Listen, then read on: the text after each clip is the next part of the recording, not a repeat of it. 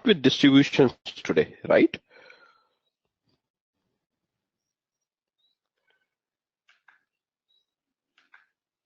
Okay, so I hope the screen is visible to all of you. We'll start with the distributions today, right? So there can be two types of distribution, right? One is discrete and the other can be the continuous distributions, right? There are two kinds of distributions. Now, what are distributions? Why do we need them? I mean, so let's try and understand that idea, right? So, um, so generally what happens is that we believe that the data that we have, right, it is a result of some experiments. When you are into distributions, just you'll have to think about it a bit differently. Now, what is that different? In business we get lot of data, isn't it? So generally what happens is we assume that the data is generated by a chance experiment, right? A probability experiment. When you say a chance experiment, it also means a probability experiment. Now, what does that mean? Let's say, for example, that you start, uh, let's say you start tossing coin, okay? Let's say you start tossing some coin, okay? And you record, let's say, every thing that you receive. So you toss a coin, let's say that you receive a head, and then you toss a coin, and then you again receive a head, tail, and so on and so forth. Now what you do is that you take a variable and you start recording all this in whatever order you had, right? So you have a variable coin toss and you have, let's say, values there, right? So this was a chance experiment. A chance experiment, why? You didn't have any control on it. You could not influence the outcome, right? The outcome was what it could be. You were just an observer, right?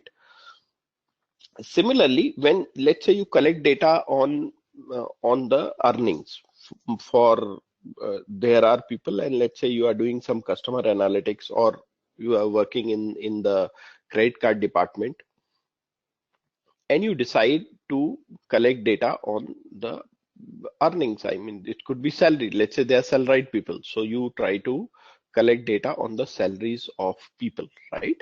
So then what will happen? Person number one will come, he'll have a salary X. Person number two will send an application, he'll have a salary thing. So you assume that this data, this salary data, which is being generated, is an outcome of a chance experiment. Why it is a chance experiment? Because you are receiving applications from people. You don't have control over people, right? So randomly, anybody who has a salary and lies within that geographic area can apply, right? So it's a random selection. Random means where you don't decide that who is to apply. So anybody can apply. So that means this is a chance experiment, right? It's a probability experiment, right? So now what I'm trying to say is, now this is known as a random variable. Always understand it. So this is known as a random variable. Now random variable will contain outcomes from what? A chance experiment. I've given you an example. There can be other examples like this, right?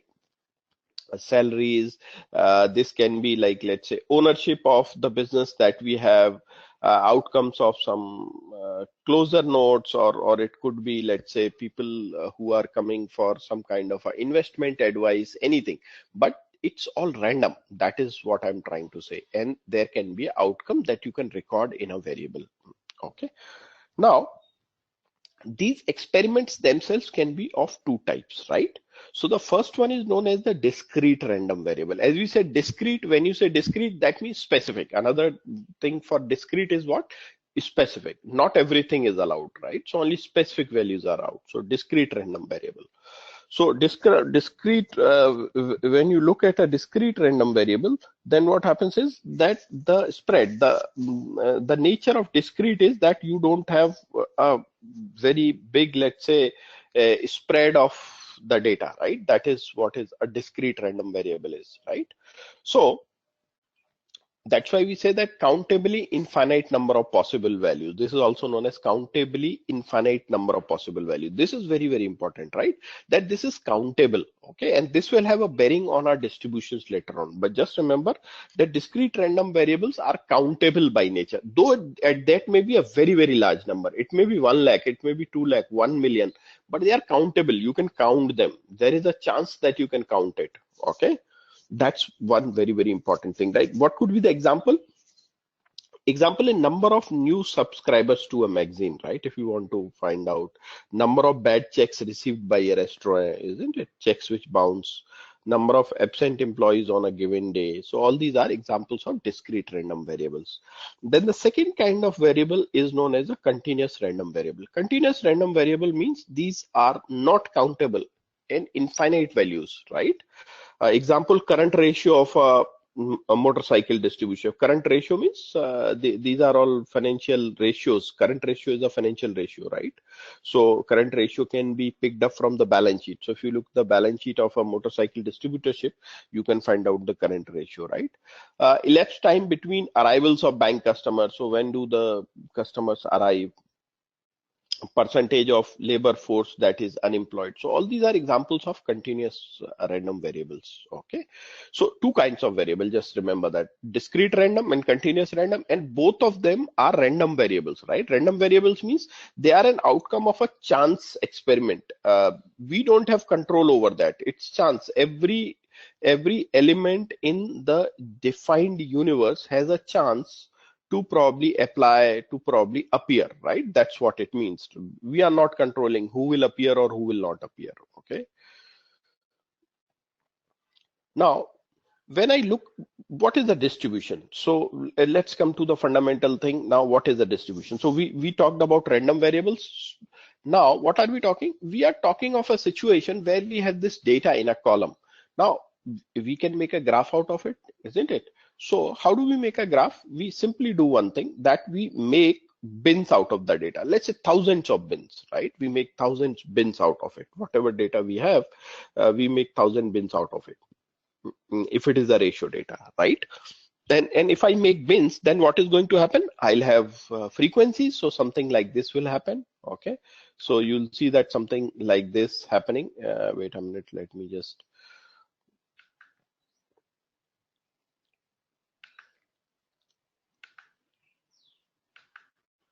So if I make a bin, then what is going to happen here is that we'll have bins like this, isn't it? This is one of my bin, right? And so on and so forth. You'll have one more bin here probably, right? Like this. So this would be a bin out here, a very small bin out here. Okay. So these would be bins, and they'll have some frequencies. Now imagine that these, and there would be, because there are 1,000 bins or 10,000 bins, what will happen? They'll be very, very near, right? And what I simply do is I join the center points of this bin. I'm showing you probably a magnified view. This would be a very thin thing. So I join the center of it by a free line. So I'll receive this kind of a line, right? So that's what I'm saying. And these are the frequencies here, and whatever curve, this curve that I get is known as a distribution. So distribution is nothing but probably it's the distribution of the data. So distribution of the data according to what? Bins. Okay, and bins always have a logic. You know, they start from a lower value and extend till a higher value, and when you join them, probably you get a distribution. You get some curve which is known as a distribution. Okay, so that's the idea of a distribution. Okay, simply this is what we'll keep the definition now, and probably later on, I mean, if we find some better distribution, better definitions, we can keep on like improving them. Okay, so now I'm talking of some special distributions, because understand, there can be infinite number of distributions in the world. Okay, so there can be a huge number of distributions in the world. Not all distributions are probably workable. Not all distributions have been identified in the world. That means if you, let's say, arrive at some distribution, probably nobody would have done some study on it, or probably we don't have any tools or means to deal with that distribution. And there are some distributions which, like statisticians have very well defined, they have done a study on that, and they are available for use, right? So that's why I'm calling them special distributions. Special distributions are distributions probably which are like let's say which are used often, right? Their frequency of usage is very, very high, right? So those kind of distributions we are discussing here. So in the discrete category, you have a binomial distribution, Poisson, right, and hypergeometric. The three distributions. Elections are around, right? In Gujarat, if you have elections now, so hypergeometric is a distribution which is used, which should be used. None of them actually uses, but a hypergeometric distribution should be used to predict the kind of vote counts and all those things, right? Then we have something known as a continuous distribution. So under continuous distribution, we have a normal distribution, we have a uniform distribution, exponential distribution, a t distribution, a chi distribution, and a f distribution, right? So there are so many distributions, we cannot discuss all the distributions. Otherwise, what will happen is that we'll consume a lot of time probably discussing distributions. But as I like discussed in the last session, that distribution happens to be one of the important concepts in this entire let's say area of data analysis, or let's say statistical modeling. So what I'll request, I'll discuss 2-3 distributions. Like, so there is a format in which I'll discuss distributions, and there are a lot of sites which are available, so don't worry about it. Once we discuss distributions, I'll go to some sites, lot of sites available where you can go understand what a distribution is. You can actually play around also, right? So those sites are interactive in nature. You can go and play around with those distributions and see. I have a book also. I'll find it out. I haven't like been using it for a long time, but it contains a list of around 120 distributions, right? So you can understand the number of distributions is very, very large. But for you, practically all your life, you will be maximum be using 7 or 8 distributions, right? That's all. So if you know 7, 8 distributions, that should be sufficient. And that also depends on what area you are working, what kind of let's say job you are doing, right? So what we'll do is we'll pick up here, like in discrete, I'll pick up binomial, and in this one I'll pick up normal. Uniform is almost never used, right? Uniform distribution, exponential distribution are not much used, and normal is a derivative. Every distribution in a continuous distribution is a derivative of exponential distribution only. So this is like a super distribution, and everything else other than the uniform is definitely what it's just a derivative of exponential only, right? So this is the super kind of a distribution, and everything is a derivative of this. So example, t is a derivative of it, chi is a derivative. So all these are like derivatives of this distribution only. Okay, so we'll discuss binomial and probably the normal distribution, and the rest of it probably t also we'll discuss. So t is important, that I'll discuss, and f we'll discuss because we'll require it for some other reason. So these many I'll discuss. Poisson I'll touch upon, right? So you'll have an idea of at least 5-6 distributions before like I think in the next 2-3 sessions. Okay, but if you want to understand, like example, there are other distributions also. Example, a beta distribution, a gamma distribution, right?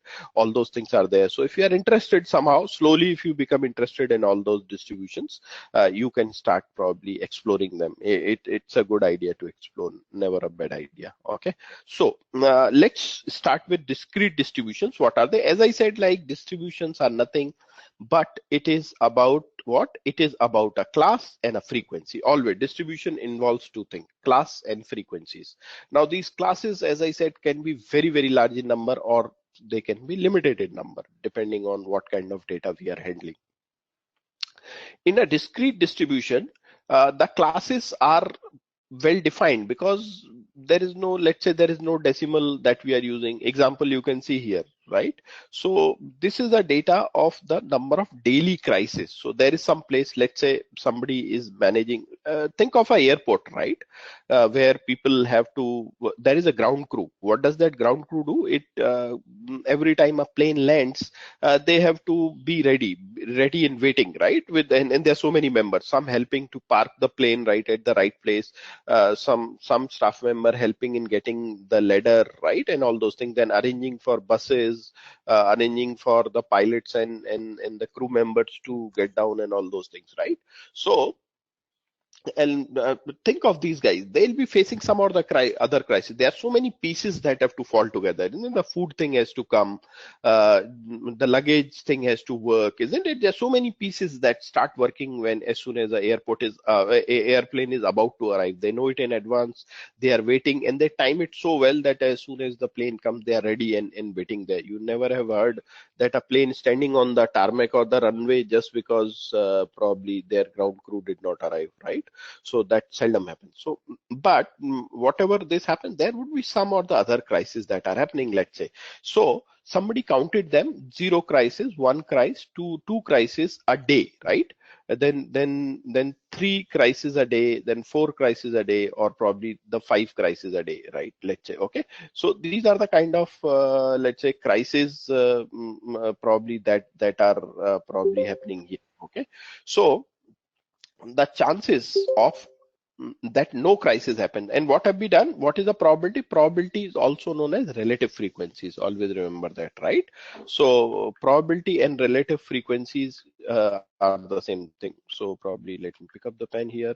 And so this is also known as, you can call it the relative frequency.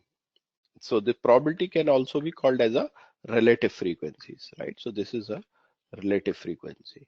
Okay, so this is a relative frequency. Okay, this is also known as relative frequency.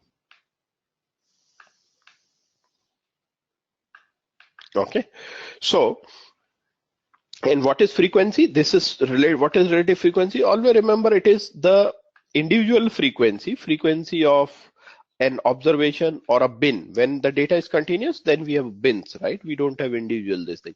Frequency divided by the sum of frequency. If I sum up this frequency, then this is known as the relative frequency, right? And relative frequency is nothing but probability, as I said, right?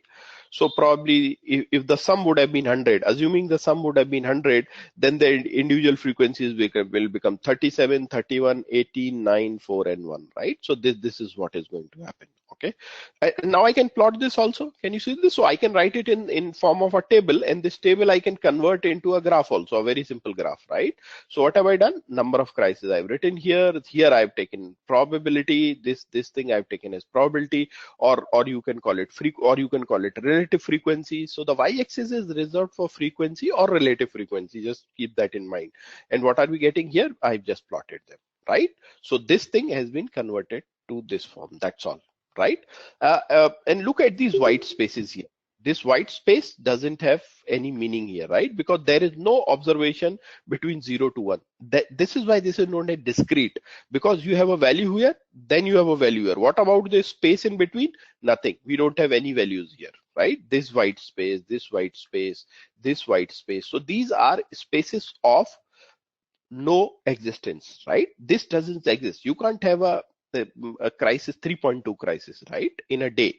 That's not possible. So these are, you may call it spaces these are spaces which are non-existent, right? So these are non-existent kind of spaces here, right? Non-existent kind. Okay, so non-existent kind of a thing, right? So if you have any question, you can always ask. So this is what a discrete distribution will look like. Okay, fine. Now let's say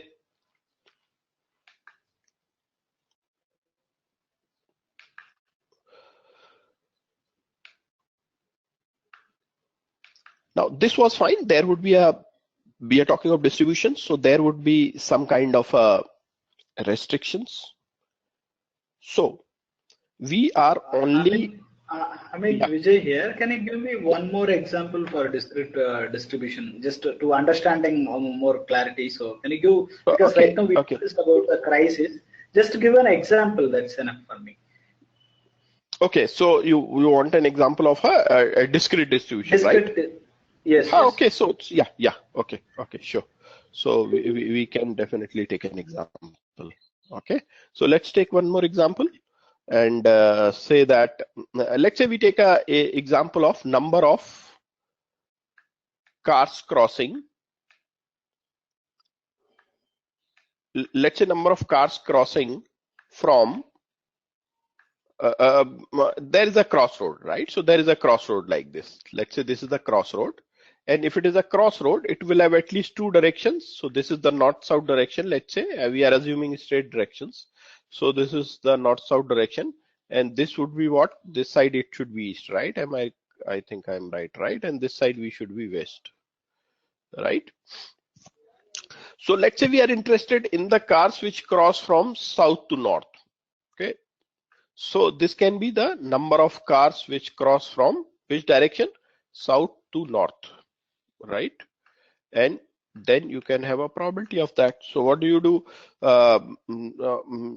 So this can be on days, right? This cannot be on a particular day. So here what will you do is that you'll correct the data like this.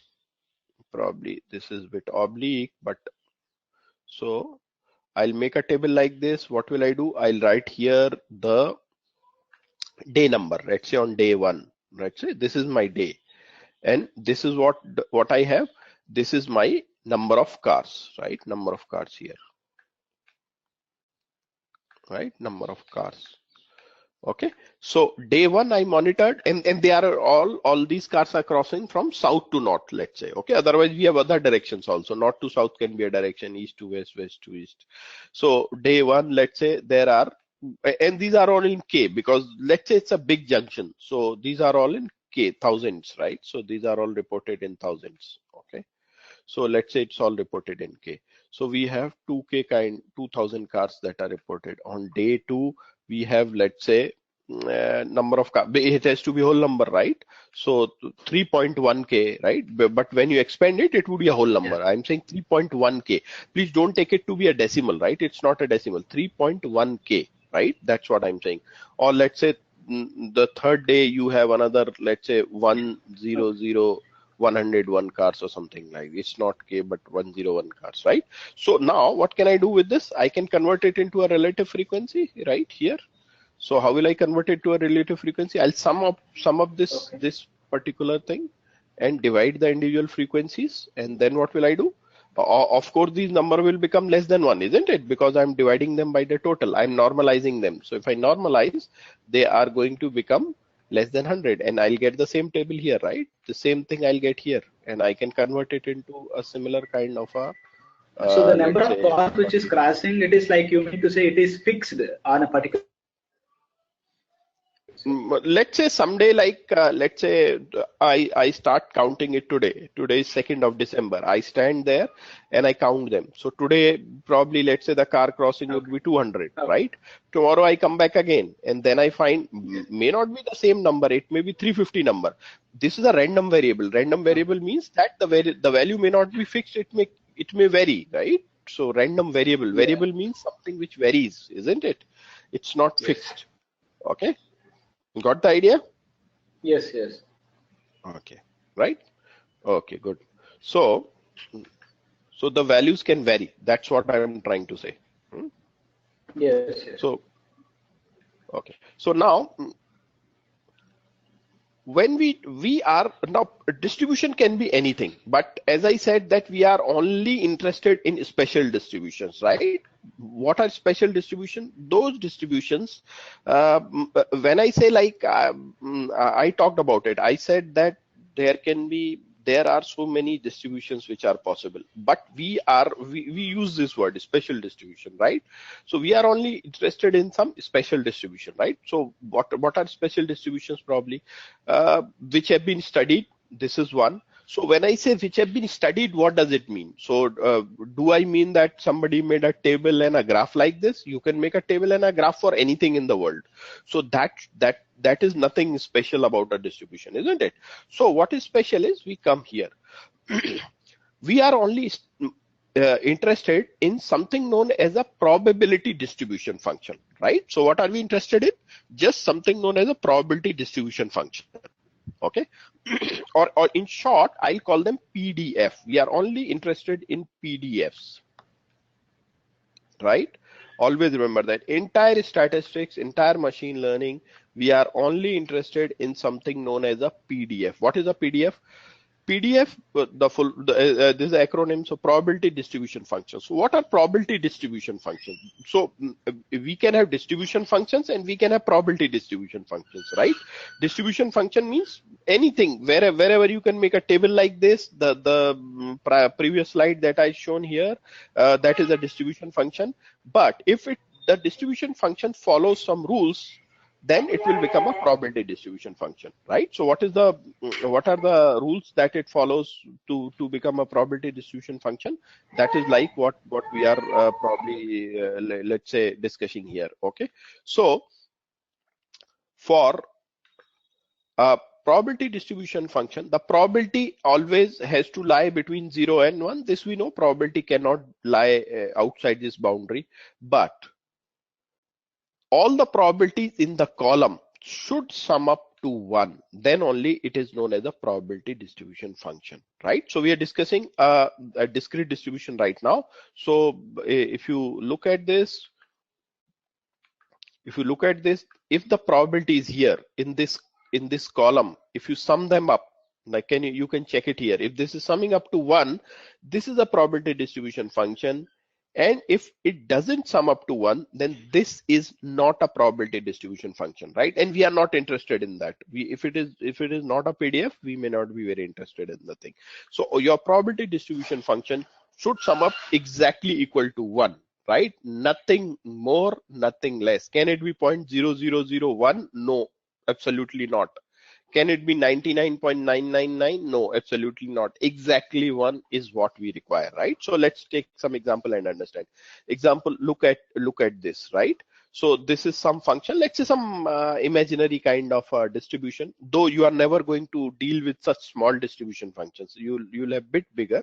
I'm not saying you'll have huge one. These are also very useful in machine learning. Generally, if you look at discrete things, they'll be this big only. 8, 10 categories. I mean, 1, 2, 3, 4, 5. 5 categories is a big number, right? So they are useful.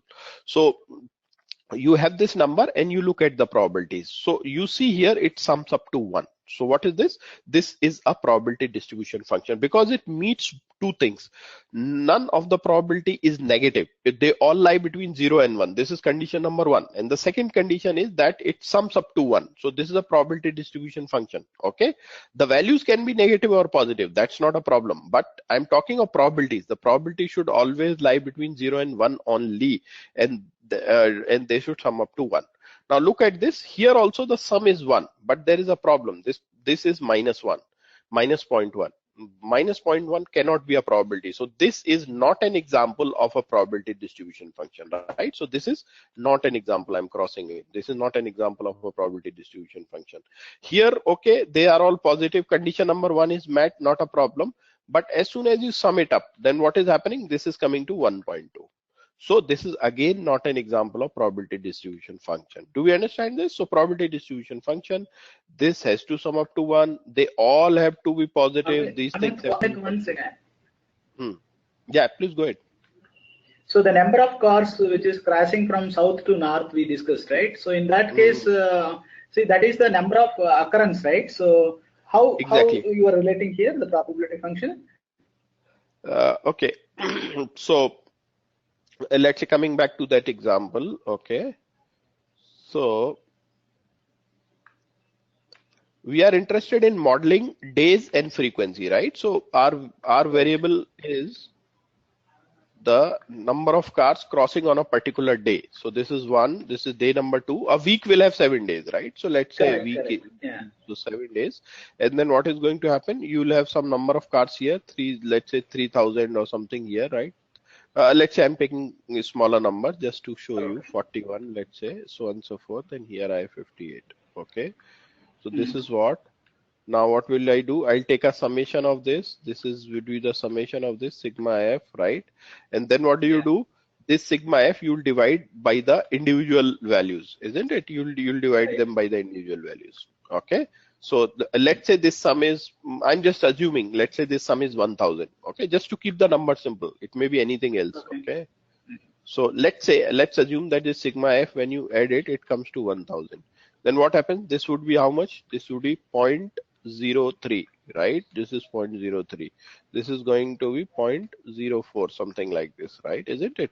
So these become your probabilities. These are the probabilities. And if you sum up these probabilities, this probabilities, what will you get? If you sum up this, then you will get a 1 here, definitely, right? And all of these values are positive, right? Lying less than 1, they are all lying between 0 and 1, isn't it? They are all lying between 0 and 1. Their sum is 1. So you can say that this is an example of a PDF here, right? Is it clear? Okay. So this will become an example Yeah. of PDF. Yeah. Okay.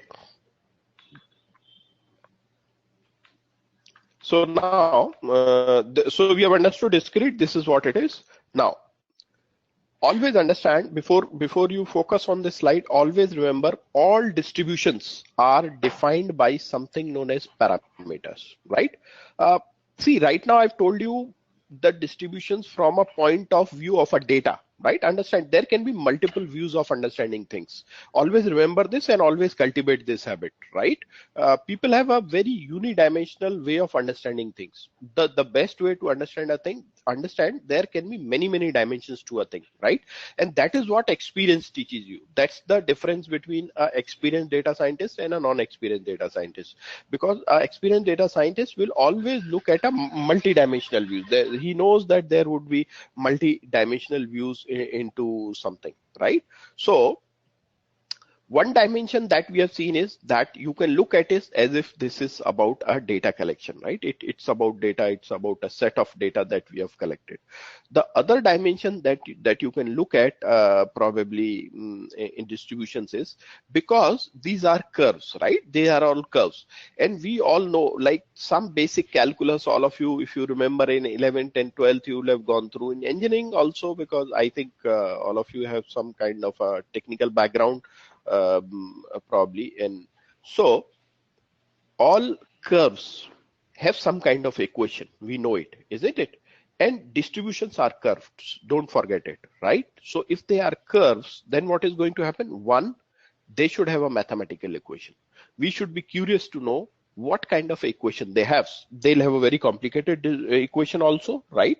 So I mean, we say curiosity kills the cat. So I mean, out of our curiosity, when we try to look at the curves, then we suddenly find, oh, I mean, okay, these are like probably very difficult kind of a thing, right?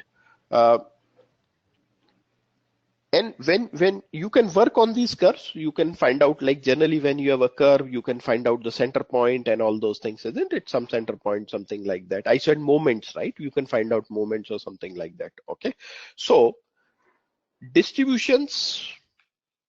So the logic is, if I have a, I'm not talking of distributions, I'm talking of probability distributions only specifically, right? So I'm talking of PDFs only. So all PDFs are curves, I know that. If they have curves, then they'll have mathematical equations. I'll call it only equations. They'll have some equations to be defined, right? This is logic number 2.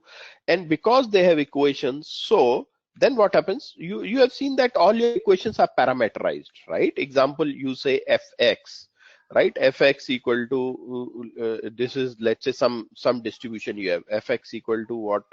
4x square minus 2, right? This is what probably you have read, 4x square minus 2, right?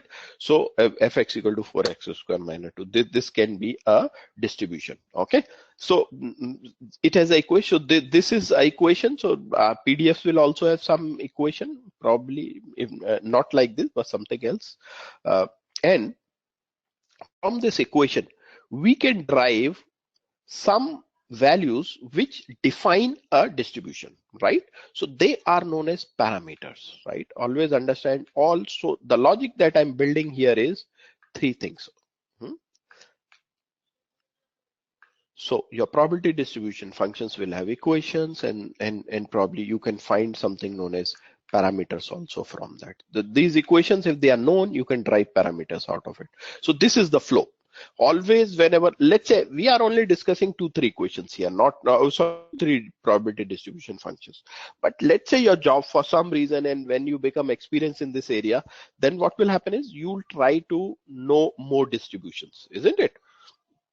And when you try to know more distributions, what you can do is you'll have to follow you can always follow this format, that let me look at the equation. Is there an equation that is attached to the distribution?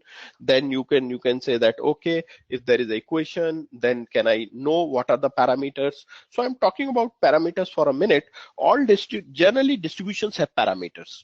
So your distribution, generally the distributions that we are studying would be defined by 2 parameters. So your PDFs can either have 2 parameters to define, or they can have 3 parameters, right? And there is only one distribution that at least I know which has 1 parameter. So example, your Poisson distribution has only 1 parameter, right? What does a parameter mean? Let's discuss that also. Let's say let us take a very simple example, and then we'll probably try to discuss the probability distribution function. Let's say there are 2 human beings, okay? Somebody who is not an Indian, or for us, look at it from the perspective of an Indian. When you look at Europeans, then what is going to happen? I mean, at some country, probably the people there look very, very similar, right? Very similar. They are all white, probably, and probably there is bound to be some kind of a confusion there. But then also you are able to distinguish between 2 human beings. Probably you say that the height, there is a difference in height.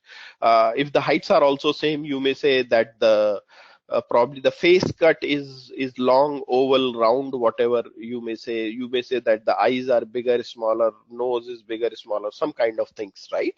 So though these are 2, let's say 2 samples from the human species, but then also they are different from each other. Similarly, if I have distributions from the same type, let's say binomial distributions, I have 2 binomial distributions, but they may be arising from 2 different kind of distributions, isn't it? Just let me like probably give an example further. Let's say you have 2 coins, right? One is a bit is an absolutely fair kind of a coin. That means the chances of head, and if you toss it, the chances of head and tail are equally likely, absolutely 50%, right? This is an absolute fair coin. You have one more coin which is not that fair. Let's say it's bit biased, it's bit loaded, it's a loaded kind of a coin, and the probability of head is this time, let's say, a bit higher, and it is 0.6. So the probability of getting a tail would be 0.4. Now, if you keep on tossing these 2 coins, you'll get a similar kind of a data, isn't it? Head, tail, the outcome is similar, head and tail, both the coins, isn't it? So they will lead to a binomial distribution only, because the outcome is 2. There are only 2 outcomes, head and tail. So it will lead to, both of them will lead to a binomial distribution. But at the same time, we know that the underlying experiment that we are doing is different. One we are doing with a fair coin, and the other experiment is being conducted through what? Through a loaded kind of a coin. So that way, what is happening is that these 2 become different kind of events, right? Though they are like visible, or probably on a surface, if you look at it, they are coming to a similar kind of a probably lookingly similar kind of outcomes, isn't it? So there is a difference between these 2 binomial distributions. So how do I understand that difference? So then those parameters, I'll have to look at the parameters of the first distribution, I'll look at the parameters of the second distribution, and there I'll immediately come to know that there is a difference between the 2 distributions, right? Though they are binomial, but their parameters are different, right? This is what parameters mean. So that means like there is only one example of a single parameter thing, that is a Poisson distribution. Otherwise, your normal distribution has 2 parameters. Your beta gamma distributions have 3 parameters, right? So these have 3 parameters. So these are the things that we can know. Okay, so let's discuss it further. Things will become clear, but just remember all these things. Okay, so probably you can understand it, right? So mean is, you can calculate mean for all the distributions. How do you calculate? I told you mean is nothing but the x. This E stands for expectation, is the expectation of the experiment. That means, what is the expectation? If I keep on running the experiment for a long time. I'll keep on getting different values. So in the end, net, what can I like expect if I run the experiment for a very, very long time? And if I say that ultimately what am I going to gain or lose? Let's say this is what I'm taking. So that's known as the expectation. So if I mean, this is a long range of values and I want to summarize it with a single value, that what's probably going to be my value that I'll have the most expected value, you may call it. What would be the most expected value? So mean is nothing but the most expected value. Okay, understand it this way. So that's why it is denoted like this. And how do you calculate it for a discrete distribution? You summarize everything x multiplied by the probability. So you can look at this. So -1, 0.1, and if I multiply this is going to be minus. Now I'm not talking of a PDF right now, because as soon probably it could be a PDF, it may not be a PDF, but as I said, we'll be more interested in discussing a PDF, right? So let's say -1 into 0.1, you get -1 here, right? So x into px. So this is x, this is your px. 0 into 0.2, you get as 0.2, and then you sum it all up. So the average, which is also known as the expectation of this distribution, is going to be 1, right? So the expectation of this distribution is what? 1, or the most expected value for this distribution is 1. So you can say that probably the most expected value you can say here is 1, right? That's the value. So 1 is the most expected value. You can say this. Then you can calculate the variance also of this. The variance is sigma square equal to sigma minus mu square. This is 1. So you have to calculate mu first, which is the expected value here. Once you calculate the first order moment, then you can calculate the second order moment, because mu goes as the input here. So x minus mu square into px, right? So this is your x, this is px. Mu we know from here, we have already calculated. This is 1. So we'll take the value from here and use it here. So x minus mu will become -2, so on and so forth. You can see this. And what are we doing? X minus mu square is this. X minus mu square into px, this is the value we get. And if we sum this up, so your variance, sigma square is your variance, you get 1.2. And when you take a square root of it, when you take a square root of something, there can be positive and negative both values.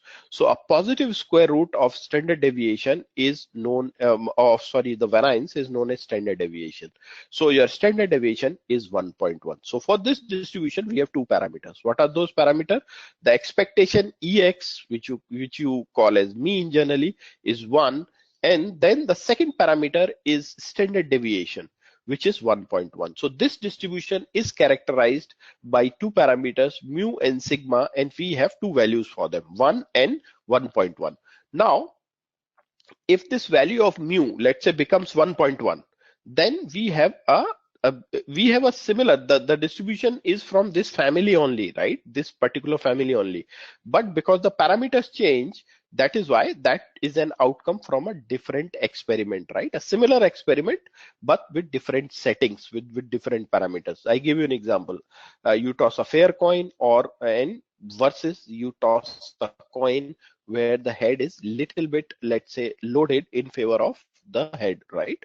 So that's what. So example, you can look at the crisis data. So if you want to calculate the mean of it, I'll pass on a book to you by the name of Ken Black, right? That's in a PDF. I've already cracked it, so you can keep it. So if you want to do, I'm following Ken Black only. The reason is so that, I mean, once you look at the PPTs and when you look at probably the book, you can correct. There are only few instances which I add, which you may not find in the book, right? So probably that you need to just probably listen to that carefully. Recordings you have anyway, so that's not a problem. So and that's a really good book. I mean, later on, if you want, you can change the book, but right now I'll advise that follow Ken Black. So here, if you look at the crisis data, a similar thing can be done. You know that the mean is equal to the expectation x into px. So this is my x, this is my px. X into px is 1.15, and this was the graph, you know, right? And similarly, you can calculate the variance of this. Once you have the mu is equal to what? 1.15. So you can use it out here. These calculations you'll never have to do manually, but at the same time, I'll advise do all these calculations manually. It helps. Like I've done all these calculations manually, like a lot of them. And that's why like probably it builds the fundamentals. That's what I'm saying. Though, as I said, because you'll be working on R or Python, so not a problem. That is going to work. So, and next Saturday, I'll arrange a Python session for all of you, right? So that you know how to download Python and use Python. So so this is x minus mu and this is x minus mu square, and this is going to be your sigma, right? So this is your sigma square. If you take a positive under root of this is 1.19, right? So now let's come to a specific distribution.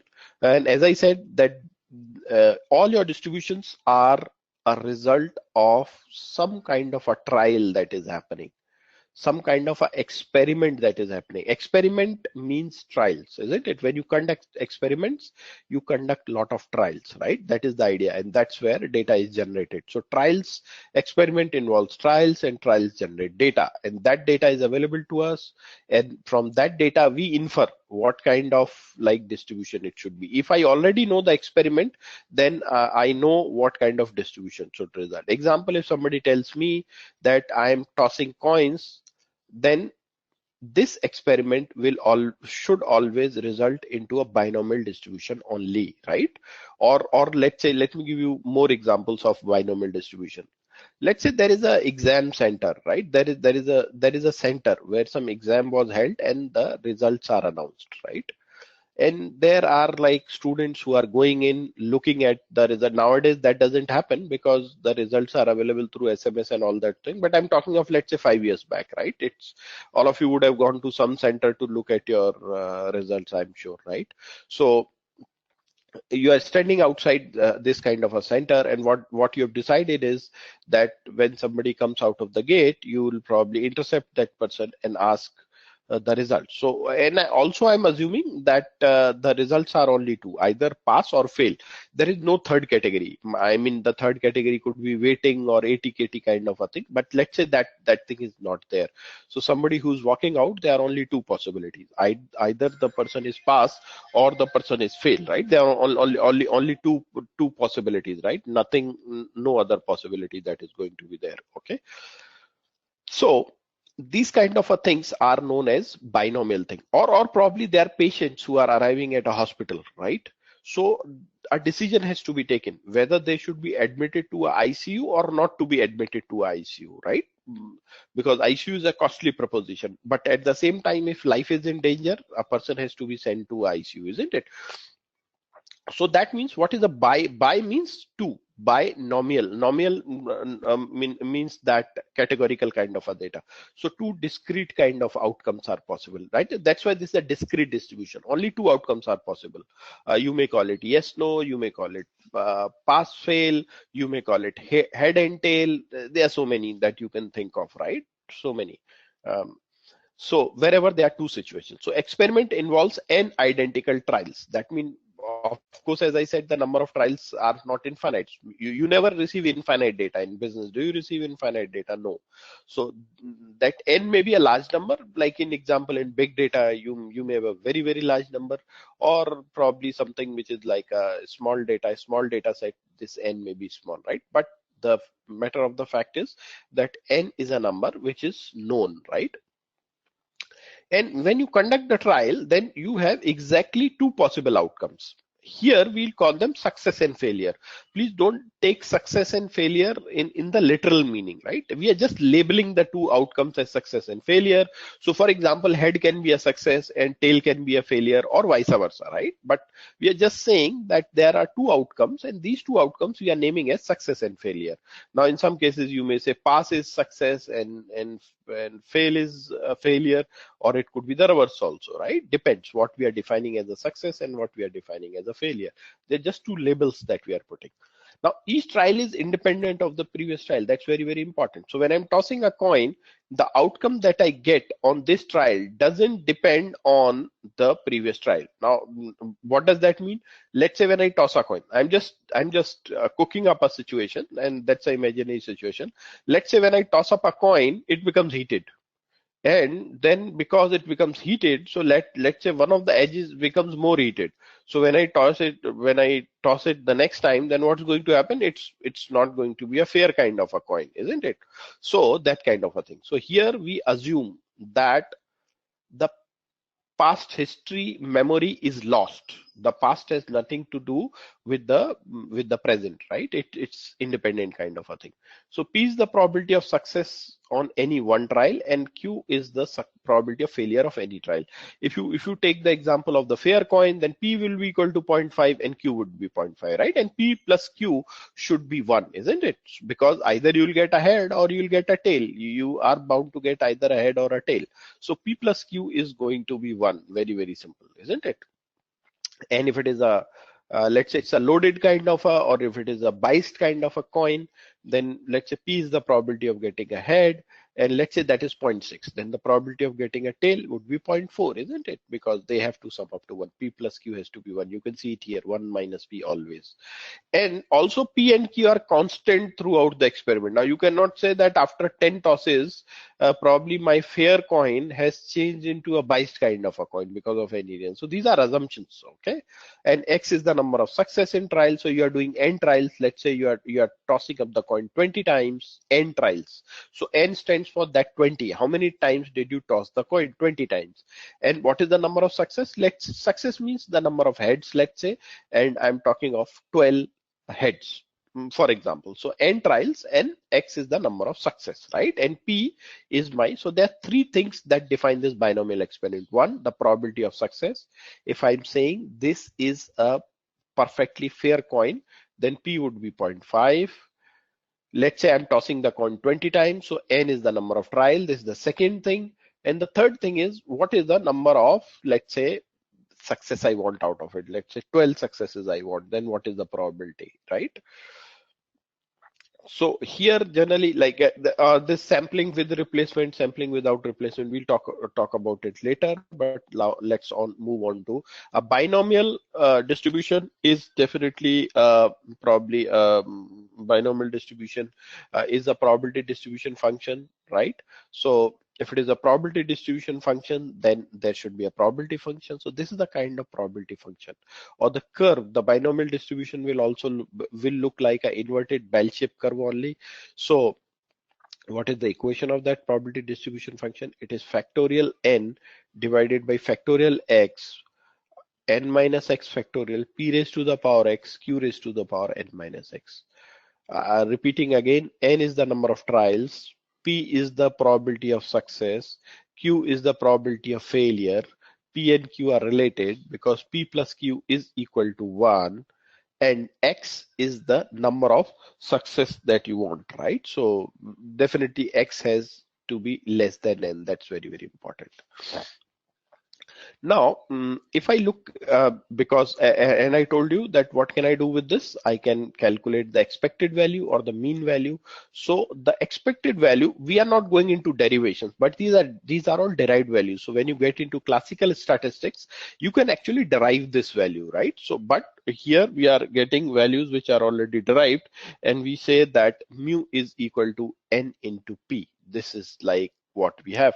Then the variance and standard deviation. So what is the variance here? Sigma square n into P into Q. This is your variance. Standard deviation would be under root of n into P into Q. So the mean of binomial distribution is n, the number of trials multiplied by the success, right? And the standard deviation is the number of trials multiplied by the success failure. Q, you can also write 1 minus P if you want, right? So that is what we have. So these are the two parameters, the mean value and the variance, right? So if you very quickly, we'll take an example like, let's say, so there is some tiny town, right? So the success is something, there are children in a household. So there are two kinds of households or families, you may call it, right? They have children or they may not have children. We are not interested in the number of children per se. If there is even one child, we'll say there are children. And if there is no child, we'll say there are no children, right? So these are families, a very small sample size, A, B, C, D. You can see 4 families. And is there children in the household? Yes, yes, yes. The C family doesn't have the children there, and there is additional data also like number of automobiles, so number of The first family has 3 automobiles, the second has 2 automobiles, the C family has just 1 automobile, and let's say this is the data that you have, children and a number of automobiles in this family here. So if I want to, let's say, pick up a list of sample space, where what is the sample space? Sample space means that we want to make a sample space with combination of 2 families. So how can I make it? Like A, B, A, C, I can combine A with B, C, D, and then this is the way like I can have some kind of a sample space here. Okay, so now if I look at it, then AB, if I look at the sample space AB, then I have then what is the chance of picking up this kind of a house? There's 16 combinations possible, right? Isn't it? 4 into 4, 4 into 4. AA, BB, CC, DD is also allowed, let's say. So you can have AB, AC, AD, DD is also allowed, and all those things, right? So you have a sample space, and how many combinations are possible? 16. So and I'm assuming that these all have equal chance of getting picked up. So the chances of picking up a family space AB is 1 by 16. Similarly, the chance of picking up a family space DD is 1 by 16, because all have equal chances. This have equally likely. This is known as the chances of all of them picking up like equally likely is what it's going to be there, right? And here is what like you call it like this data is picked up from here. So you say, does it have children or not? So A and B both have children, so 2 is given. So A and C, only one family has children, so only one family has children. If you look at CC, then CC means no children possible. So 1 will come wherever C is there. So wherever you will see C, you will see a 1 there. Rest of it would be probably 2, right? So A and C, because only one family has children, so you will see like this, right? Now this is distribution, this is a binomial distribution, and you can summarize it like this, so that this is 0 family. What is the probability that even if I combine 2 families, then there are 0 children? That's 1 by 6, 1 by 16, because CC is the combination possible, right? If you look at this CC, this is only one combination which is possible. How many cases do we have if I'm combining 2 families? Then how many cases will I have just 1 children? So you can count them, right? 1, 2, 3, 4, 5, 6. So there's 6 into 1 by 16. And how many cases will I have 2 children possible? Amit, 2 families have just a children. minute. Amit, why we have to combine the 2 family? I'm not getting that listing of sample space. Why we have to combine that? No, because we may be conducting some kind of experiment. At time in some, let's say, census kind of a thing, you might pick up that we want to look at 2 families, a combination of 2 families. It may be some requirement, right? I mean, it's not we are combining, but we might have to combine 3 families also. We might have to combine 2 families also, right? At times we look at experiments. So this is some kind of experiment that somebody is doing, right? That's why. That's what I'm saying. You can do any kind of experiment. You can combine 3 families also. Okay. So let's say I'm assuming combining 2 families. Okay. So that this is what is there. So 0, 1, and this is 2. So you can see the probability sum up to 1. So this is a probability distribution function. If this is a probability distribution function, then I know that this is the equation that will apply. So I want to find out. So I've done this manually. Now let me check whether this formula also gives me the same results. I've done this manually. So let me find out the probability of 0 children. So x equal to 0, I'll put here. And then what am I doing? That 2 minus 0. So I'll just plug in the values, because number of trials means I can have maximum, let's say 2 families. Number of trials is that there are only 2 families that I'm picking up. So that is my n. So I plug in the value, and you can see this comes to 1 by 16 only, right? So you can see here, if I plug in x equal to 1 here, then you will see 6 by 16. This is what I get here. And if I put x equal to 2 here, then the same thing. So the equation gives me the same result. So what I'm trying to say is, you can manually calculate this, or you can use the equation, right? Whatever way you do it, you'll get the same results. Okay.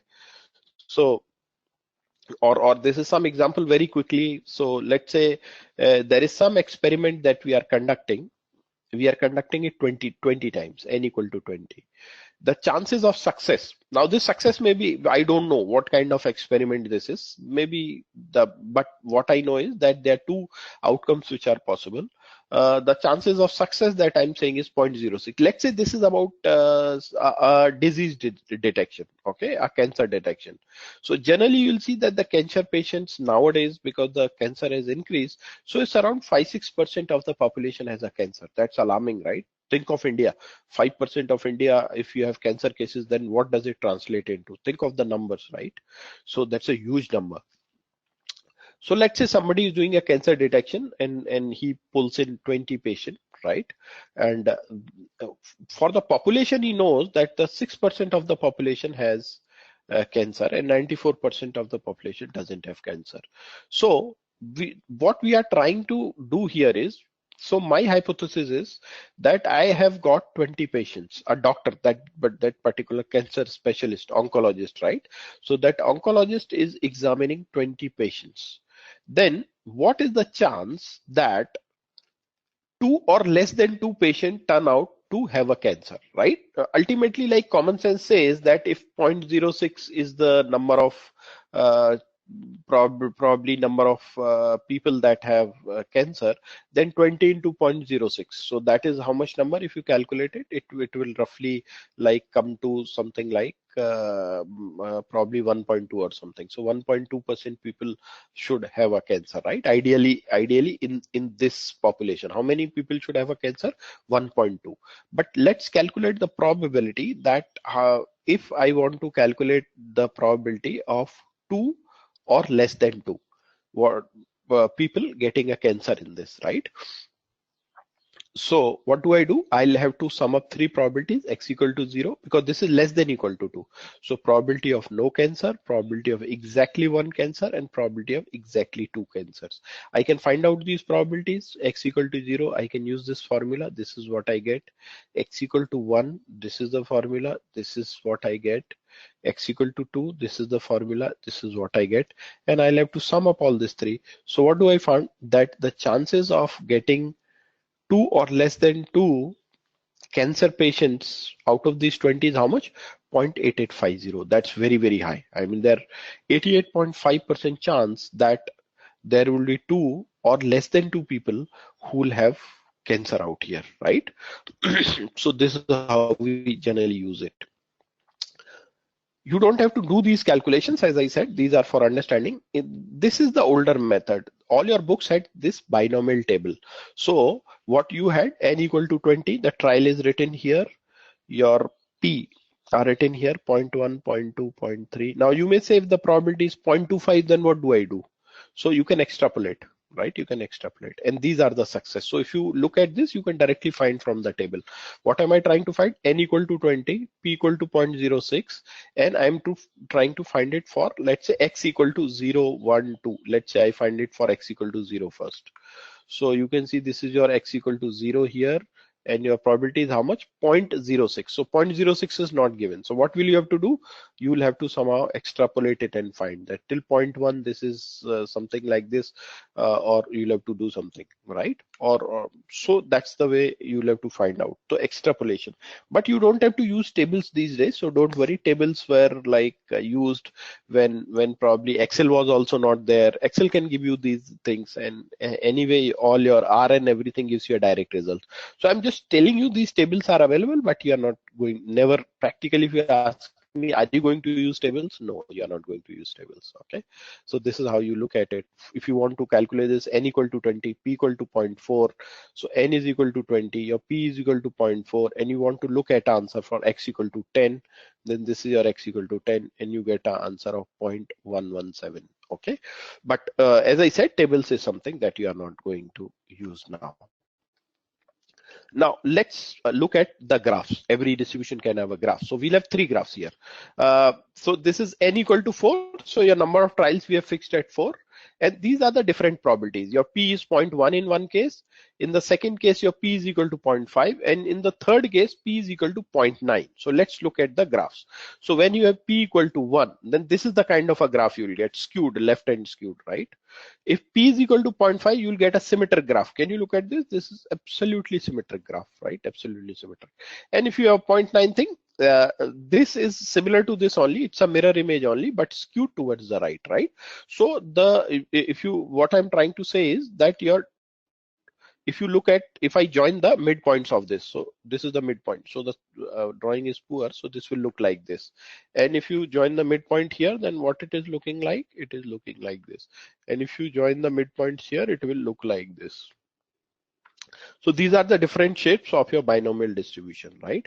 A symmetric one always will look like a inverted bell. This is what I said, right? This is an inverted bell because this is a symmetric graph. So symmetric thing will always look like an inverted bell. Otherwise, it can be like this, right? Can be like this or like this or anything. Okay. So these are your binomial distribution. Okay, Poisson distribution I'll just touch upon and then we can take a break. So because we are not going to do any calculation or something. Remember I told you Poisson distribution. So that means now we know that distributions are there. Three things we know. It's an experiment. It has a mathematical equation. It has parameters. So every distribution that we will discover straight away, we'll discuss these three things. So Poisson distribution, what is the kind of experiments that give rise to a Poisson distribution? So wherever there is a sense of flow, right, then generally you call it a Poisson distribution. Example, I told you number of cars crossing a crossroad or something like that. Number of customers walking into some facility, bank, ATM, or probably meeting a customer representative or anything. These kind of things give rise to a Poisson distribution. So I've told you the experiments, so queuing systems, defects, all that. When you want to model defects, then there are two ways. One is Poisson distribution at a very elementary level, but generally it should be modeled using something known as a Weibull distribution. Weibull is the name of the scientist, and he gave this distribution. That's a 3-parameter distribution, right? So Weibull distribution.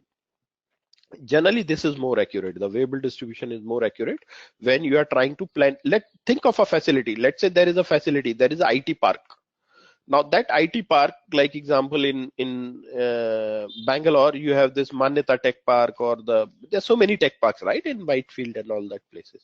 So think of those places where you have, let's say, 10 towers, and every tower is what? Let's say it is 10 floors. So we are talking of 100 floors easily, and every floor is, let's say, thousands of square feet. And think of the lightning arrangement there. So many fixtures there, isn't it? Lighting fixtures there. Now somebody has to plan, isn't it? As soon as it fails, it needs to be replaced. Think of the inventory planning that has to be done. So that failure, I mean, to you, it looks like random, but it can actually be predicted. And what do you use for that? You can the failures actually there follow something known as a Weibull distribution. It is a 3-parameter distribution, right? We are not discussing it, just giving an example. Okay. So Poisson distribution is one distribution, and so that means, as I told you, like how does a Poisson distribution come? Where there is a sense of flow, and Poisson distribution. So that means it will have a mathematical equation. It has a mathematical equation: lambda raised to the power x, e raised to the power and lambda into x. This is just one parameter distribution, and that parameter is this lambda, right? When you look at the equation, you can very well understand what is the number of parameters. Like example, probably let's look at the binomial distribution. So probably where do I look at the binomial distribution? This place. So look at this. So X is the user supplied thing, isn't it? X is the outcome that the user wants. So just don't count X, but anything other than the X is actually a parameter. So how many parameters are there? N, number of trials. So P, which is number of, let's say, your success, but Q is a derived thing. So how many original parameters does it require? It requires 2 parameters, number of trials and the success thing. Q automatically is calculated. You can't count it as a third parameter, right? Because it's a derived thing. So N and P, it has 2 parameters. It's a 2-parametric kind of a thing. Similarly, let's look at, so when you look at an equation, then why do we need an equation? You look at an equation and you understand how many parameters are there. So look at this. X, as I said, is a user supplied thing. E is a constant, this is not a parameter. So the parameter left is what? Lambda. So it's a single parameter thing. And what is a lambda? It's an average. So, and does it have a mean? Yes, it has a mean. The mean is equal to lambda. What is the variance? Surprisingly, the variance is also lambda. And the standard deviation would be under root lambda, because so what I'm trying to say is your mean and standard deviations are derived from the original parameters. They themselves may not be the parameter, right? So just remember that. A bit of let's say things we are introducing here. This is our, just to like take an example, if lambda equal to 3.2 customers per 4 minute. So this is some odd unit, right? Or, and I want to, this is your average 3.2 customers per 4 minute, or you can say this is 0.8 customers per minute. I want to find out what is the chance of getting 10 customers in 8 minutes, right? So, I mean, you can either put it per minute or something kind of, you have to bring this both at the same level. So I adjust lambda and I say 6.4 customers per 8 minute, right? We understand that this unit has to be the same. And if I calculate this, so the chances of getting 10 customers in 8 minutes is 0.05. It's a very low probability, right? And if let's say this is, and if I want to know what is the chance of getting 6 customers in 8 minutes, then the probability goes 3 times, right? You can see this is 5% and the probability goes 3 times, right? So 3 times chances of getting of how many customers? 6 customers. I've just reduced 4 customers and the probability goes how many times? 3 times, right? So that it becomes 3 times higher. Okay, so this is the Poisson distribution, and this distribution will also have a table. We know it, we are not going to use it, and this single parameter thing only, right? So we are not much, there's a table, just understand that every statistics books in the end will have these tables. Are we going to use it? No, definitely not. Okay, so don't worry about it. And of course it will have a district graph, so this would be a graph like this. If your lambda equal, as your lambda it keeps on increasing, it will keep on becoming symmetric. When I say symmetric, it means that the center will be like becoming, it will more start resembling a bell-shaped curve. That's what I'll say. If you keep on increasing a lambda, this will keep on improving, right? So this is our Poisson distribution. Always understand that when your binomial distribution, when the number of trials are more than 20, right? Or probably talking about the data right now, right? If your data points are more than 20, and n into p, if I multiply both of them, are less than equal to 7, then your binomial distribution can be approximated by a Poisson distribution. Now this is one idea. So you may not use a binomial distribution and on that same data, though that has a outcome. What kind of outcome it has? It has a outcome, two kind of outcome, yes, no, head tail kind of a thing. But if these two conditions are fitted, that means n becomes more than 20, strictly more than 20, that will be 21 onwards, and n into p, the multiplication of the number of outcomes, and p, which is the probability, if that is less than or equal to 7, then you may not actually use it like a binomial. What do? You actually use a Poisson thing. So if you are using a Poisson, you have n and p. So how do you find a lambda from this?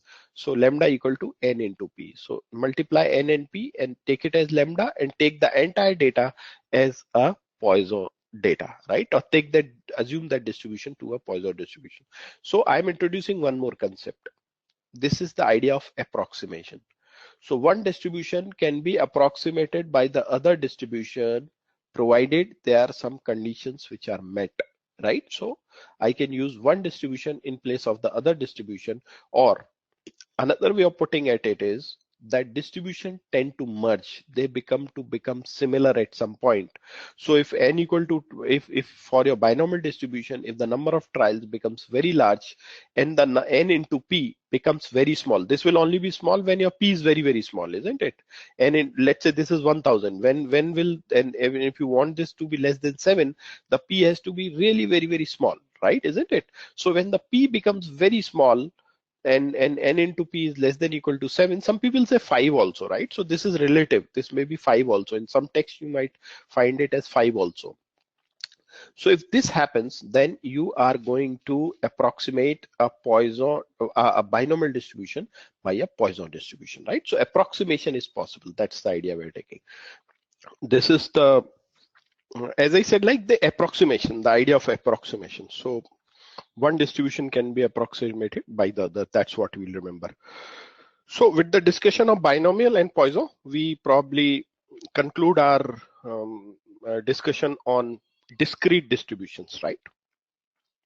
We have discussed only two distributions, and what we have been able to do is we have to understand that any distribution that we want to learn, we'll need to have one the understanding of the experiments that generate that kind of a distribution. This is point number one. The second thing that we need to understand is there would be parameters for that distribution, and those parameters would be visible in the equation, mathematical equation that we have. And the third thing is the third thing is that you can calculate mean and standard deviation for that distribution, right? So I'm talking of two things: parameters and mean and distribution, mean and standard deviation. And the fourth thing is you can make a graph out of it, right? And look at what kind of shape emerges. So this is kind of a fixed template that we are going to use to understand distributions.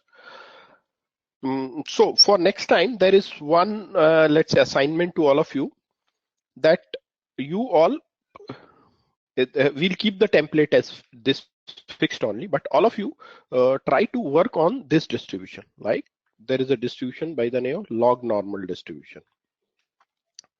This is a continuous distribution, right? It is a log normal distribution. So all of you, because I'm not dealing with that, but a very useful distribution when typically you are dealing with finance data, right? So log normal distribution. So all of you will read this distribution and discuss it in this template, right? The way I've told you. Okay. You can go to some, there's some cool, good sites available for exploring distributions. So probably what you can do is you can say that, like example, what is log normal distribution, right? Log normal distribution, and you'll get a list of sites, and you can prefer one over the other depending on what you like, right? So there is something shown here and all this. Wikipedia, this Math World, Wolfram is a very good site, so you can actually go here and look at this distribution. So that's so many. Investopedia also carries this, because as I told you, this is related to probably the financial data, right? So this math work, you can go, this is again, this is MATLAB's thing. So here they give you ideas about what it is. So can you see this? This is what it is, PX, this formula, right? So many things are given here. And we'll discuss what the DX is. Right now you may not understand what a DX is, right? So you can see that they do it bare bones mathematically, isn't it? The first moment, can you see this? Raw moments and central moments. So mu1, mu2, mu3, mu4, and there is something known as this, right? Mean variance and skewness, right? So moment, skewness. So this is how it is found actually, because this is a mathematical thing. And you can see the others also, logarithmic distribution, Weibull, this is what I told you. So these are distributions. I'm not saying that in the first attempt itself, like jump and understand, pick up this one. I'm not saying this, right? But slowly over a period of time, at least try to appreciate what is written there in the formula or something like this, right? That's what I'm like trying to tell you. Okay, so there are a lot of things which are available on this. Try to read it. The important thing is, I said, do we know what kind of a event gives rise to this? Now this is purely because this is a purely mathematical treatment, so they are not interested about the event and all this thing. They'll write about the event, but they'll not take examples, because in probability distribution, in probably machine learning, we'll be dealing with business data. So business data is more in the terms of understanding the situation, right? So there is a heavy mathematics which is available here, and this has to be applied to what? The business situation. And that's what we have to develop also at times. You have to understand which distribution will fit here. And crystal ball, I told you, this is a product. If you can crack it, crystal ball by, like, let's say, we'll say crystal ball by Oracle. I mean, what is opening here? I don't know. We are not interested in the horoscope by Oracle. So this is one product which actually, so this is here, right? This is a nice product which gives you distributions. If you can crack some older version, or if you want, well, downloads are available. If you can see, It's used for risk management and all those things, but we are interested only in one application, and that is understanding distribution. People use it for risk and all these things, right? So PPT. So this is the kind of a thing that people use it, but we are only interested in distributions and all those things, right? So Cristobal downloads, I mean, so what is all this? You can just go. It's not freely available. I think a trial version, I don't know, was not available a year back, but if it is available now, nothing like it, you can go and work on it, right? So try to explore now things. Now let's go to continuous distributions, and let's try and understand the continuous distributions. So a discrete distribution, what we know is, if you remember, we are calculating something known as point probabilities, right? I'm adding a new word. I was calculating point probabilities. Why am I saying that? Because if I look at these examples, let's look at this example of a Poisson distribution. So your point example, X had a value 6, X had a value 7. This is a point. 6 is a point, isn't it? X equal to 7. This is a point. These are points on the number line. So if I look at graphs, there can be two things, right? So let me have a graph here, and you can see two things here, right? One, let's say this is some kind of a graph that we have, some kind of a distribution, something like this, okay? I calculate this value here. Now this is a point, isn't it? This is a point. Okay. This is one. This is the point that I'm talking about. Or it could be an interval also, right? So I'm talking from here to here, right? So I'm talking from here to here. So what I'm talking of this area then, right? So I'm talking of an area, right? This is the area. And when we started with discrete distributions, and if you remember the initial side, because there are a lot of when I give a lot of information, probably you have missed on that. But again, reiterating that when you look at this graph, this area, I told you at that point of a time also, this area has no meaning. This is void. This is empty. This is nothing here out here. The only truth is that these points are populated. That's all. Though you are seeing a thick kind of a thing, actually in reality this would be a micro line, right? A very micro line which you cannot see with a naked eye, right? Just for you to make it visible, this has been bit thickened. And this area has no meaning. This is all void. It's not a valid area, right? So in discrete distributions, the probability is calculated at a point. And what happens in a continuous thing? In a continuous thing, the point has no meaning, right? It's only the area that has a meaning. So this is one difference, big difference. Okay. So here, why that happened? Because we have uncountable number of outcomes. Uncountable number of outcomes. That is the reason, right? Example, you can have a salary of 1 lakh per annum. You can also have a salary of 1 lakh point 2 also, right? That's also possible. So generally what happens is there are a lot of values which are possible. They are uncountable. How many numbers can you generate between number 1 and 2? Probably billions, isn't it? Take like example how that can be done. You can just think like you take 1 decimal place, then start using the 2 decimal places, then start using 3 decimal, 4 decimal, so on and so forth. And I'm sure by 6 decimal places, just by using 6 or 7 decimal places maximum, you'll be able to generate 1 billion numbers. So that's uncountable. That's only between 1 and 2, right? So point probabilities are 0. You can understand why. When let's say you have uncountable things, right? Think of that table. You had 4 categories. Then what was happening? The number of let's say the number of probabilities, the probability values that you were getting were probably countable. 1, 2, 3, 4. You had those countable values there. Okay.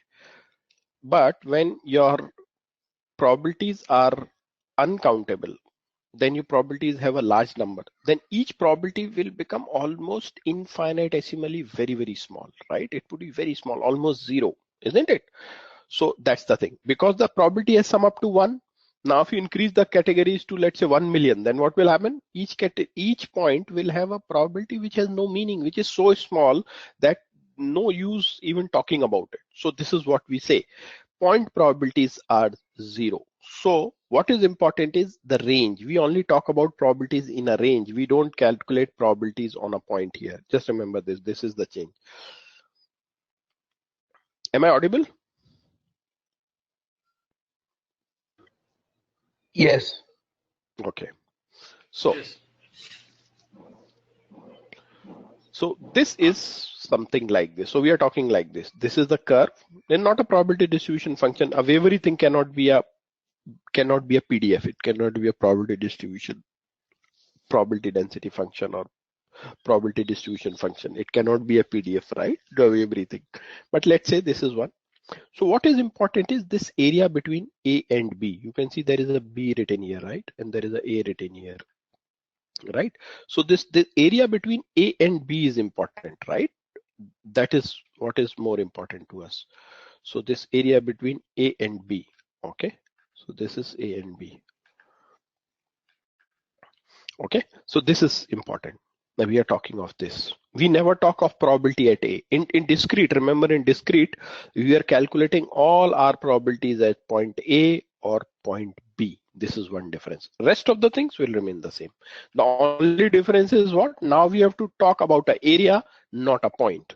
The other things will remain the same, right? That we have to understand, okay? So this is what we are talking of. We are talking of this kind of area.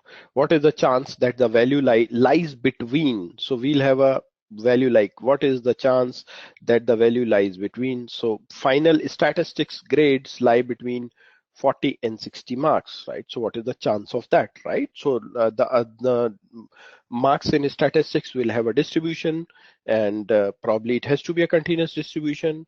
And continuous distribution, what are the examples? A whole long list, right? Normal, T, F, single thing also, Weibull, I told you, 2 parameters. Generally, continuous distribution minimum are 2 parameters, right? So there will be generally, as I said, 2 parameter distributions, okay? So we'll discuss the first distribution here, the most important distribution for us. And for distributions, we are only going to discuss the normal thing, and then we are going to close, and then probably next time we'll discuss hypothesis testing, and that would be the end of statistics, and we'll start with machine learning after that, right? So let us discuss the characteristics of the normal distribution, let's say, right? So what are the characteristics of a normal distribution, okay? So here, like what we do is that this is this is a special distribution, as we call it, normal distribution. The normal distribution was probably, you can say, introduced to the world. It would have been existing, but introduced to the world the way we know it by a mathematician who was known as Gauss. Gauss has a tremendous contribution to the area of mathematics. So Gauss was the one who introduced this normal distribution. And if you're thinking when did he probably introduce it, I think it was in 1700s or early 1800s, right? That's when he introduced it. So this is easily around 250, more than 250 years old, right? So if you look at a normal distribution, it is easily what? More than 200 years old, right? If you look at the Gaussian distribution. So that's why this normal distribution is also known as Gaussian distribution. Always remember. So whenever you find this word Gaussian, then you can easily relate it to being a normal kind of a thing, right? So this is what is there. For example, like, let me give you an example. So there are belief networks. So somebody will say Bayesian belief networks, BBN, or then there are Gaussian belief networks also. So those Gaussian belief networks are something which would be based on normal distribution. Okay. Now, the question is, why is it called a normal distribution also? Because it's known as a normal distribution also because the reason being, because most of the events that take place in the world, right, which follow the laws of nature, will follow this distribution. Example, wealth distribution, okay, and those kind of a thing. Wherever you see that nature plays a role, I mean, nature has a control. So wherever nature has a control, nature distributes things normally, right? That's what we say. Nature, and we assume that and what are the implications of nature? Nature means it's controlled by God, and God by nature is unbiased. This is what I'm trying to say. And the second dimension is God is infinite, isn't it? He has limit to infinite number of data, right? So then what happens? So when I'm talking of a normal distribution, there are two, three things which automatically come because it's related to nature.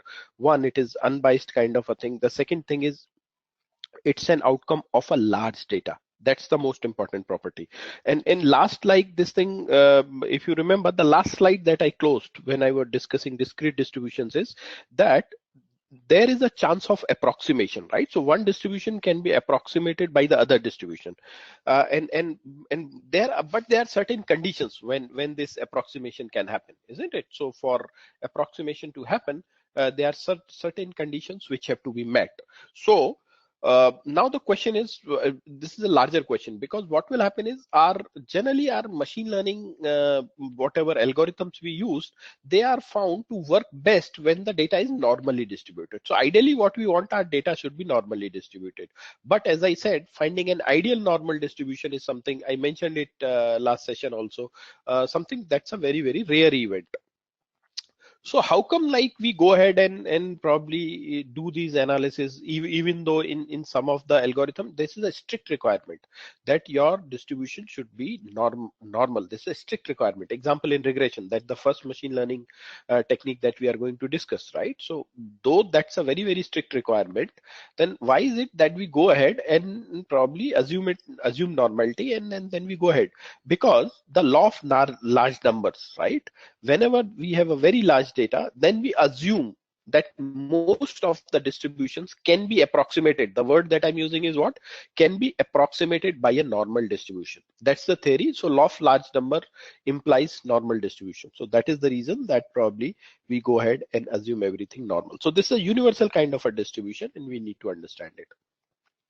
It's a continuous distribution. I talked about it. So the area under the curve should be how much? 1, because this is the PDF that I've already discussed. Because this is symmetrical, so and you know if it is not symmetrical, it is skewed, right?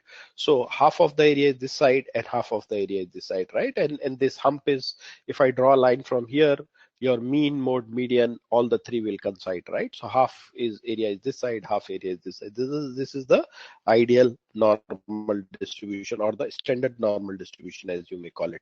Now we'll use the template that we have developed. So every distribution should have an equation. So look at this. So that's why I was saying that these are all exponential. Can you see the exponential here? This is exponential, right? So it has an exponential kind of a distribution. And if you look at and you may wonder why all these distributions have a well-shaped curve only, because see the initial part, it is rising, it keeps on rising, then what will happen? Will the area under the curve be 1? No. So at some point of a time, the growth should taper off and it should start falling, isn't it? Then only the area under this can be 1. Otherwise, what will happen if this keeps on going till infinite? Then the area would be infinite, not 1, right? So you can look at this equation. 1 upon sigma under root 2 pi. And also I told you, when you look at the equation, you come to know how many parametric or how many parameters are there in this curve. So what are the parameters that are available if you look at it? X, I told you, is always a user supplied thing, so you can't count X. So you can see here pi is a constant, you know it, right? So pi is 3.4159 and E is 2.718. So E and pi are constant and X is a user supplied thing. So we see two parameters, mu and sigma. So this is a two parameter distributions, and those two parameters are mu and sigma, right? So, and this is the equation. And if you look at this equation, you can very well see till the time X is less than mu, till the time you are in this half, then what will happen? This quantity would be some quantity, and in the other half it would be some other quantity, right? So X minus mu upon sigma is a important thing here. You can see this, right? So as this number keeps on becoming bigger and bigger, this thing will keep on becoming smaller, right? So that's what we have to understand. So if this becomes bigger, this overall quantity will become smaller, and if this quantity is small, this would be big, right? That's what we have. So let's look at the normal curves. As I said, that you change parameters, it will remain within that family only, but we'll have a different distribution. So let's look at this. Let's say, look at these two curves, the one which is in brown and the other which is in blue. So if you keep the mean as 50, this mean is 50, So what happens is if you keep the mean 50 and you change the standard deviation for the first one, sigma equal to 5, is sigma equal to 5, then you know that this spread is going to be less and this is going to be a bit more peaky, right? And if you make sigma equal to 10, then this spread would be more and this will become a little bit more flatter, right? Because the area under the curve has to be maintained at 1. So you can see both are normal curves, but this is the impact. If you reduce the standard deviation, the curve will become more peaky, and if you increase the standard deviation, it will become more flat. Now what happens if I keep the sigma as constant? I've kept the sigma as constant, but I change the mu because that's the second parameter. So I change my mu from 50 to 100. So the curve will shift. So the change of mu has what impact? It has a impact of shifting. The shape will remain like this only, but the entire thing is shifted towards the right. And if I would have made the mu as 0, then the same thing would have shifted to the left, right? So if you change mu, then the impact is shifting. We shift the curve towards either left or right. This is what we do. And the impact of changing sigma is that either it will become peaky or it will become flat, right? This is the impact of probably the mu and sigma thing, right? And when you say you can have a standardized normal distribution or a standard normal distribution, in short, you can call it SND. What is SND? How can you normalize that? That instead of working on the actual quantities, calculate something known as a Z-score, right? How is a Z-score calculated? For every value that you have, right? So let's say this is your data. You have some data out here, okay? Right? So let's say this is your data. And what you can do is, let's say this is some values that you have. Let's say it's about income, about anything, right? Height of people or weight of people, anything. This X can be any ratio data. One is you can use the data as it is. This is the data in its raw form. The other way is, and assume this situation. Let's say you have two values, right? Let's say you have two values. So one is your age. Let's say one data is age, right? If you look at age, then generally, and let's say this is age of people who are working. So the age band would be narrow. It will lie between 18 and 70 maximum. Professors can work till the age of 70 and all those things. But the retirement age in India, if you look at it, is typically 58 or 60. So this data will lie between. There would be very few people who are into 18 because they are going through college or something. So generally you will see ages that are lying between 25 to 58, right? That's what you will see in this. But the point that I'm trying to say, they are all 2-digit numbers, isn't it? Look at the measurement scale, 2-digit. Now here I've say income and I'm saying annual income, let's say, right? I'm interested in annual income. Annual income would be a bigger number, we know it, right? So this would be 5-digit, 6-digit numbers, 7-digit numbers also, right? So these are larger things. Now if I want to compare these two variables, let's say for some case I want to compare the distribution of this. These are larger values and these are smaller values, and if I try to find out, let's say, covariance between them, then what will happen?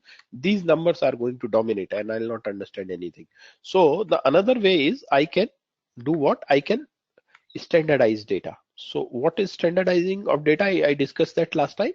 It means changing the data in such a way that we are able to do a apple to apple comparison. So I calculate something known as a Z-score. What is a Z-score? This is the formula that is given here. So for this column, I'll calculate mu, right? And for this column also, I'll calculate mu. For this column, I'll calculate the standard deviation, and for this column also calculate this standard deviation. And here I'll populate by the respective Z-scores. And last time we had seen that these values, generally all the values will lie between +3 and -3. Most of the values will lie between +3 and -3. So all your values, though they are in lakhs, what are they converted into? They are converted into values which lie between +3 and -3. And here also the values lie between +3 and -3. And this is like a rank also, you can compare. So your so if you have this kind of a data which is normally distributed and you calculate a Z-score of that data and you distribute, because you haven't done any kind of a drastic let's say change in this, so the data will still remain a normal distributed only, but what will happen? the data for that, the mu will become 0 because x minus mu, for in every quantity you are reducing x minus mu. So finally what will happen, the mu for this will become 0 on both the sides. The mu will become 0 and you will only have something known as sigma, and if you go ahead and make sigma also equal to 1, then what are you going to get? You are going to get something known as standard normal distribution, right? So there are tables which are provided for this. Again, for every distribution, as we discussed last time, tables are available, but now we don't refer to tables. So any statistical book, statistics book, you will see there will be some table that will be provided, right? So this is provided, and remember that this is the z value that you'll get a z value here. Now this is a two parameter kind of a thing. So I can find the probability between 0 and 1. That's very, very important, right? There is no point, there is no system of a point. So if I want to find the value between 0, 0 means your normal, the center point, and 0 and 1, then what's going to happen is I'll look at 1, and this is 0.343. So had it been a standard normal distribution, then the area, the area covered from 0 to 1 is 0.3413, or the probability of the value lying between 0 and z, these are z scores, right? 0, 1, 2, 3, I said generally they'll lie between -3 and +3. So the chances of something lying between 0 and 1 z score, I'll call it the z score, is 34%, right? So this is what it means. You can calculate z scores and all this, right? So this is the normal distribution. We are not getting into calculation just to save time, and don't worry about it, right? And don't worry about it in the sense is that you'll have to do something on your own, right? I'm just trying to save time. That's my target, right? You can fix your target to at least do something out of it. Okay, so you can calculate z values and you can calculate the probabilities, right? That's what I'm trying to say. Or let's probably let me take one example, that because this probability distribution we'll keep on discussing again and again. So let me just pick up one example and what does a normal distribution mean, right? So let's take this example. So this is an example. The return on investment is normally distributed with a mean of 10% and a standard deviation of 5%, right? What is the probability of losing money, right? A very simple thing. So this is the use case where you say that if you invest money, then probably that returns are generally, always remember, returns are never normally distributed, never. It's a log normal distribution. Then, and that's why I've told you, that's why I've given you assignment for today, that tomorrow all of you go and study log normal distribution. And specifically I showed you that site which was more of a mathematical treatment, right? So mathematical, I said you should have multiple dimensions to understand the same thing. Mathematics is one part of it, understanding the use cases is another part of it. So try and bring some use cases, try to look at the mathematics, do a subtle look at the mathematics and try to look at the parameters, this and that, right?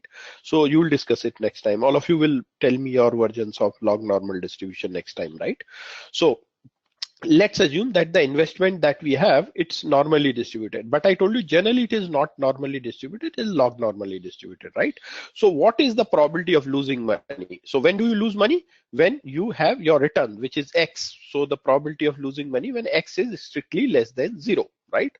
So when the probability of return is less than 0 means you're losing money, isn't it? So what are we calculating? We are calculating the probability of x being less than 0. So that means what are we talking of? We are talking of something like a situation, and we can convert it into a z score and understand. So x minus mu upon sigma is what? Your x is 0 because this is what we are deciding. This is a user supplied thing. Mu is given as 10% here, that's 10, and your standard deviation is 5%. Both of them are in the same unit, so you need not worry. You can use them as it is. So 0 minus 10 divided by 5.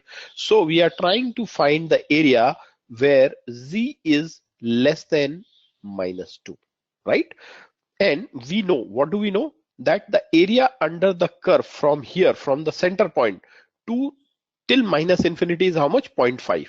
And the area this side is how much? It is also 0.5. So what we are trying to see is that I'll have to start from the left extreme and cover till this point of a time. So what is this area, this kind of area? So I know this area would be how much. This, if I calculate, and areas calculation, okay, always understand the area calculation is available in this direction only, right? I can calculate the area from this direction, or I can calculate the area from this direction, right? Remember this. But I have to calculate this area now. So what will I do?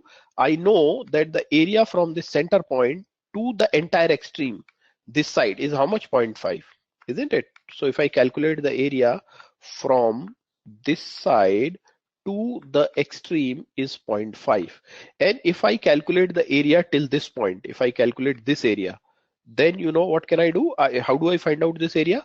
0.5 minus this thing. This is the trick I use. So that's why you see a 0.5 here, and I find out the area between z of 0 and 2, and this is what I get, and this is the probability, right? So if you haven't understood right this mathematical portion, don't worry about it. But what we get is that the probability of losing money, if it is normally distributed, is how much? 2.28% only. Can you see? It's a very, very safe thing, isn't it? So if somebody tells me, and that's what distribution do. So if it is a normally distributed kind of a thing, if my investments are normally distributed and they have a mean of 10% and they have a standard deviation of 5%, and let's say I don't have much knowledge and I just invest into something, then the chances of losing money are how much? Only 2.28%. And that's really, I should have a very bad luck, isn't it? Then only I can get a say loss of 2.28%. Otherwise it's just not possible, right? I'll have to do something really stupid to lose money, isn't it? So even if I'm bit, let's say, knowledgeable about it, that's the dimension that distribution bring in, right? So if somebody now somebody, let's say, read this information again, and I return this. I just I say I just remove this, right? I imagine I just remove this. I just remove this. Let's say is also I remove. So just read it this way. The return on investment is let's say with a mean of 10% and a standard deviation 5%. Now this is an information, right? I don't know whether I should, now this is not a actionable kind of information, isn't it? I don't know whether I should put money, whether I'm putting in a risky thing or kind thing. When people sell you, they tell you this thing, 10%. So next time when somebody comes and tries to tell you a mutual fund or something, ask them, how are your returns distributed? I ask them, right? And then what happens? Of course, they never thought that there is a distribution angle to it. So they give me data. Then I plot the data and show them so many things. So this is what is happening. And some of them, of course, most of them, of course, run away, never to come back, right? And I also don't have that intention of investing, but I definitely hone my statistical skills on them, right? That always happens. So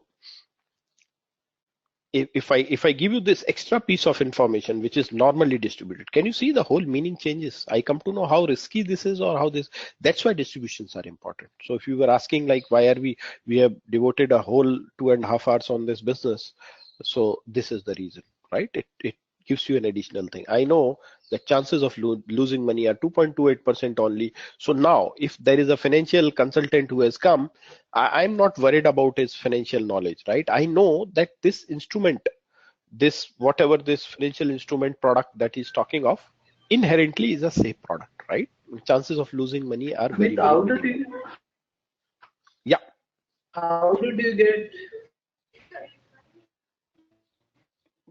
Vijay, you'll have to repeat. Yeah, how did you get this 0.5 in the third line? This 0.5 I told you. 0 or less than that and minus this 0.5, how did you get? Yeah. So just focus on this. So if I talk of a normal distribution, then I think in the beginning, what did I tell you? What is the area this side, left hand side? What is the area? 0.5, right?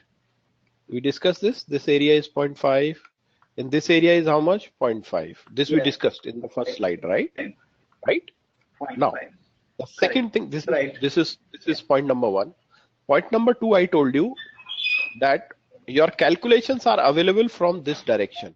That means your probability distributions happen with, this is your reference point. Your center is the reference point. Yes, now, less than 0. This total area available is 0.5, I know, right? But let's say I have to calculate the area of this portion, then what will I do?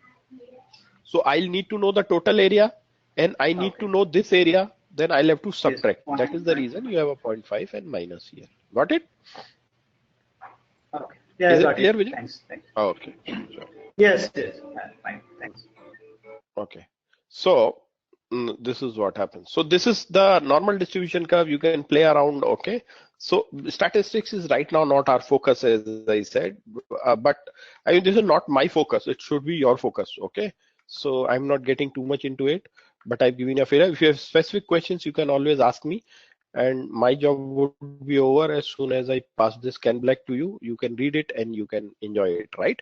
Now, the second thing, approximations, normal approximation of the binomial distribution. So the binomial distribution can be approximated by a normal distribution, right?